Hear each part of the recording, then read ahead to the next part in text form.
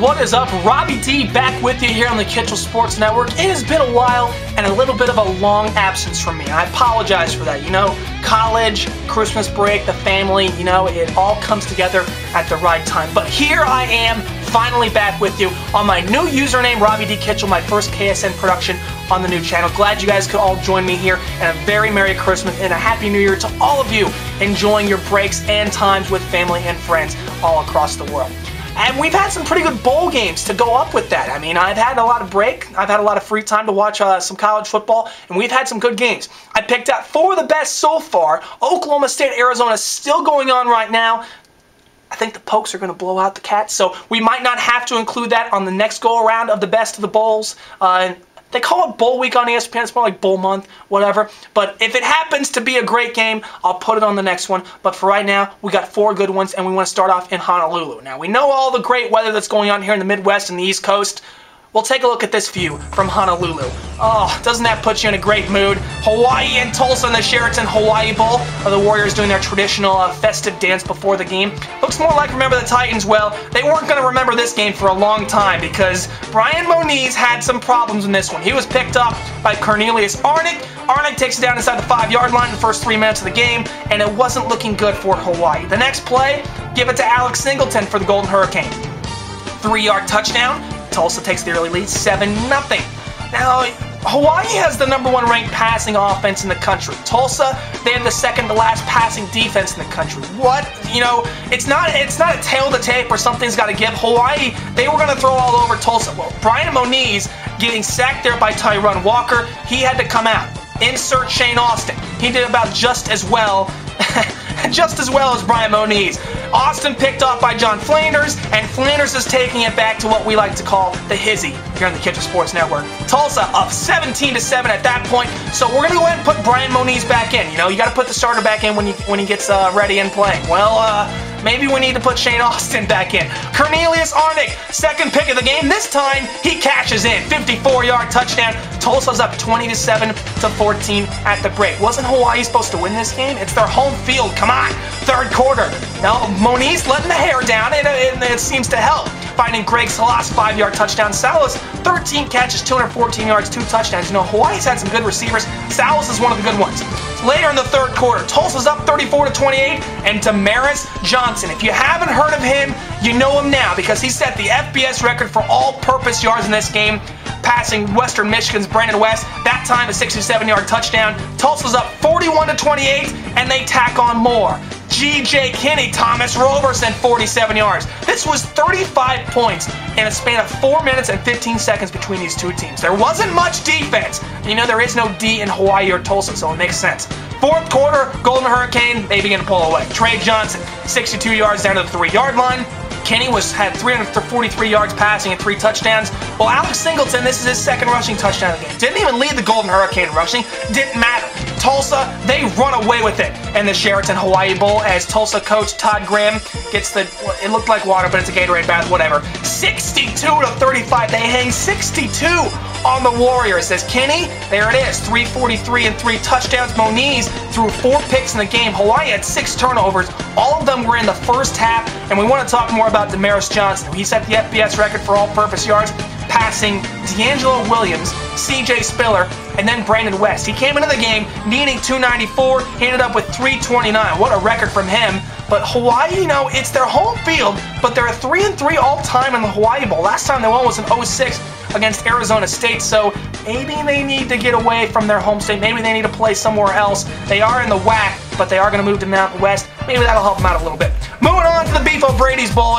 Free Beef O'Brady's forever wants it if you win this game. It's Southern Miss and Louisville, second quarter. Golden Eagles up 14-7. Reverse pass. Quentin Pierce finding Austin Davis, the quarterback. Makes a nice little move there into the end zone. 17 yards out.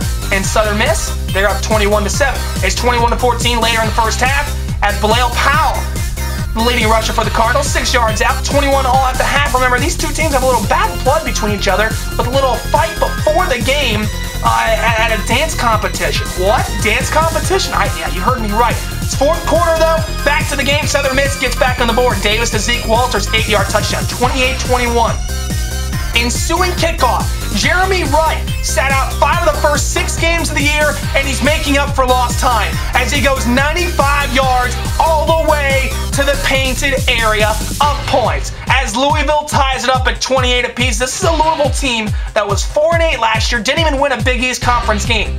Well, Charlie Strong is turning around the program. Now it's a 36-yard field goal from Chris Philpott. Cardinals take their first lead of the game, 31-28. Now it's 3rd and 7. Southern Miss needs to stop. They need the ball back. They have a timeout left. Well, they're not going to get the ball back. Look at the extra effort from Andrell Smith to get the first down. And Charlie Strong, he's trying to change the program. He's doing just that. Gets a bowl victory for Louisville, 31-28 to final. We set free beef O'Brady's to the winner of the last game. Free pizza to the winner of this one. Little Caesars Pizza Bowl, Toledo and Florida International. Second quarter, Adonis Thomas. He wants that free pizza. Pizza. He is gone. 87 yards to the end zone. And Toledo's up 14-0 at that point. They lead 21-7 at the half. Third quarter. If you don't know about this guy, T.Y. Hilton from Florida International, you will by the end of this highlight. Here, he finds a seam, and he's gone to the end zone. 89-yard touchdown. Golden Panthers trail 24-14. But they lead 31-24 towards the tail end of the game. Until Terrence Owens, taking things into his own hands, 14 yards into the end zone, and the Rockets trail 31-30. But Tim Beckman says, we're going for 2. It's bowl week.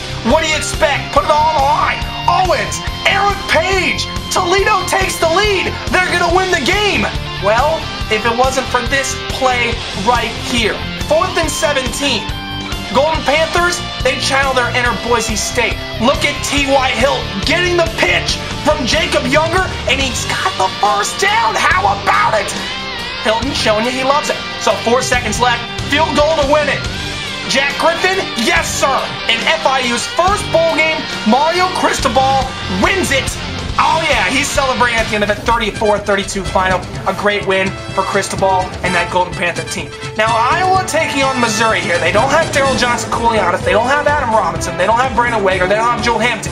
Well, what do they have? They have freshman Marcus Coker, the freshman from Beltsville, Maryland, doing his hometown proud. Had the 1-yard touchdown earlier. Here he goes 62 yards to the end zone for a touchdown. I am running out of breath. But Coker, he's just getting started. 14-3 lead for the Hawkeyes.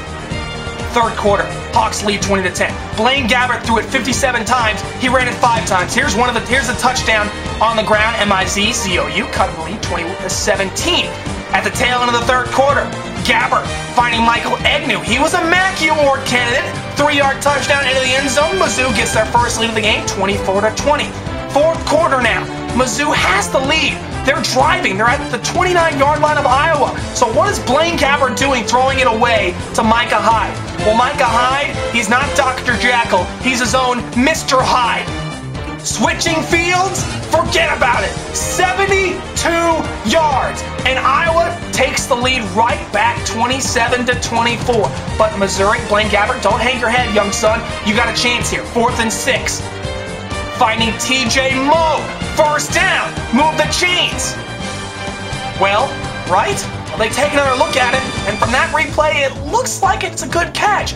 But upon further review, the replay booth says incomplete, and Iowa beats Missouri without all of their players under suspension, under injury.